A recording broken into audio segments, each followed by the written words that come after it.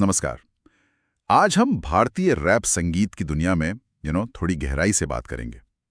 खासकर पिछले 10-15 सालों में जो ये बदला है पूरा सीन, उसको समझने की कोशिश करेंगे।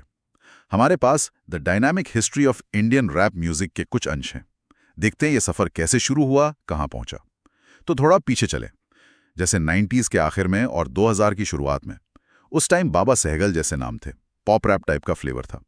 पर साथ ही मुंबई जैसे शहरों में अंदर ही अंदर लोकल भाषाओं में रैप का सीन बन रहा था। हाँ बिल्कुल। और ये भी मत भूलिए कि बोहेमिया जैसे पंजाबी रैपर्स जो बाहर थे वो देसी हिप हॉप को एक पहचान दे रहे थे इंटरनेशनल लेवल पे। हाँ।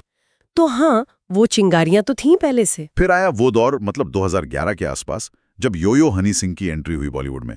वो तो एक धमाका ही था। अंग्रेजी बीट, ब्राउन रंग, हर जगह ये गाने चल रहे थे।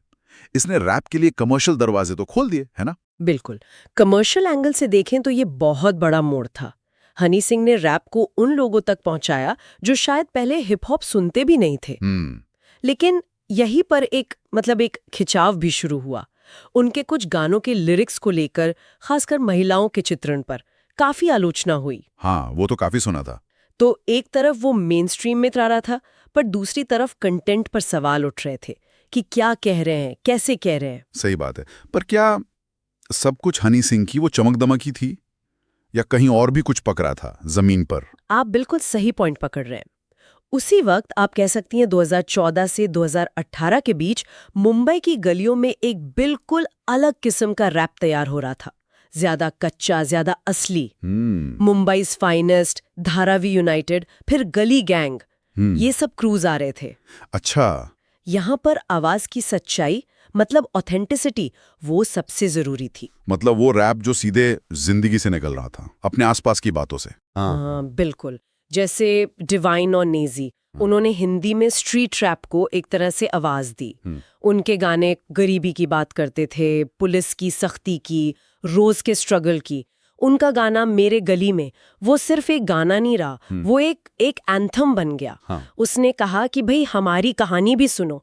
ये उस ग्लॉसी रैप से बहुत अलग था। और फिर 2019 में आई गली बॉय, रणवीर सिंह वाली फिल्म। उसने तो जैसे इस पूरे स्ट्रीट रैप मूवमेंट को नेशनल लेवल पे ला दिया। उसका क्या असर हुआ? गली बॉय का असर बहुत गहरा था।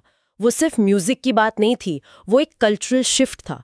फिल्म ने ये दिखाया कि रैप सिर्फ पार्टी का नहीं, बल्कि अपनी कहानी कहने का, अपने सपनों को आवाज देने का जरिया है। जो रैपर्स पहले शायद उतने नहीं जाने जाते थे, वो युवाओं के लिए इंस्पिरेशन बन गए। अच्छा, तो मतलब लोगों ने उन्हें सीरियसली लेना शुरू कर दिया। हाँ, और उसका सीधा नतीजा ये हुआ कि बड़े म्यूजिक लेबल्स, ब्रांड्स, वो सब भी देसी रैपर्स में इन्वेस्ट करने लगे। अंडरग्राउंड और मेन स्ट्रीम के बीच का फासला कम हुआ। तो अब हम 2020 के दशक में आ गए हैं। अब क्या सीन है? क्या रैप सिर्फ मुंबई या हिंदी तक ही है? अरे नहीं, बिल्कुल नहीं। अब तो ये पूरे इंडिया का फिनोमेना बन गया है। पंजाबी में तो बादशाह, इक्का, रफ्तार जैसे बड़े नाम हैं ही, पर अब आप देखिए कश्मीर से अहमर हैं, तमिल में अरेबू, मदुरई सोल्जर है। मतलब हर भाषा में रैपर आ रहे हैं। यूट्यूब पर रफ्तार, एमी वाई बंटाई, इनकी फॉलोइंग तो जबरदस्त है। हाँ, वो तो है। और MC स्टैन को देखिए, बिग बॉस जीतने के बाद उन्होंने पुणे के अंडरग्राउंड रैप और ट्रैप साउंड को, जो एक खास किस्म का धीमा हेवी बेस वाला हिप हॉप होता है, उसे पूरे देश में पॉपुलर कर दिया। कमाल की डाइवर्सिटी है तो। और कंटेंट के लिहाज से क्या गाने के बोलों में भी कुछ बदलाव है? हाँ बिल्कुल। एक बहुत बड़ा बदलाव है इंडिपेंडेंट लेबल्स का आना, जैसे मास अपील इंडिया, कलमकार, आजादी रिकॉर्ड्स। ये नए टैलेंट को चांस दे रहे हैं और उन्हें फ्रीडम भी दे रहे हैं कि वो जैसा चाहें वैसा म्यूजिक बनाए। अच्छा, तो बॉलीवुड के दबाव से हटकर? हाँ, काफी हद तक। और इसी वजह से गानों के जो सब्जेक्ट्स हैं वो भी ज्यादा मैच्योर हुए हैं, गहरे हुए हैं। अब रैपर्स सिर्फ गाड़ी, लड़की, पार्टी की बात नहीं कर रहे। अब वो जातिगत भेदभाव पर, मेंटल हेल्थ पर, सोशल इश्यूज पर, सरकार के विरोध में, सेल्फ रिस्पेक्ट पर, इन सब पर खुल के लिख रहे हैं, गा रहे हैं। ये अब बॉलीवुड का साइड शो नहीं रहा, ये नई पीढ़ी की आवाज है, उनकी सोच है।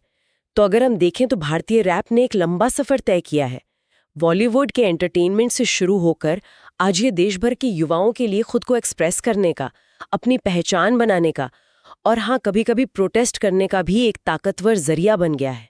वाकई ये पूरा सफर देखना काफी दिलचस्प रहा है। और ये सोचना भी कितना महत्वपूर्ण है कि जब कलाकार अब जाति, मेंटल हेल्थ, सामाजिक न्याय जैसे इतने गंभीर मुद्दों को इतनी बेबाकी से उठा रहे हैं, तो आने वाले वक्त में ये आवाज़ और कितनी बुलंद हो सकती है और समाज पर इसका असर क्या होगा, ये सवाल सोचने पर मजबूर करता है।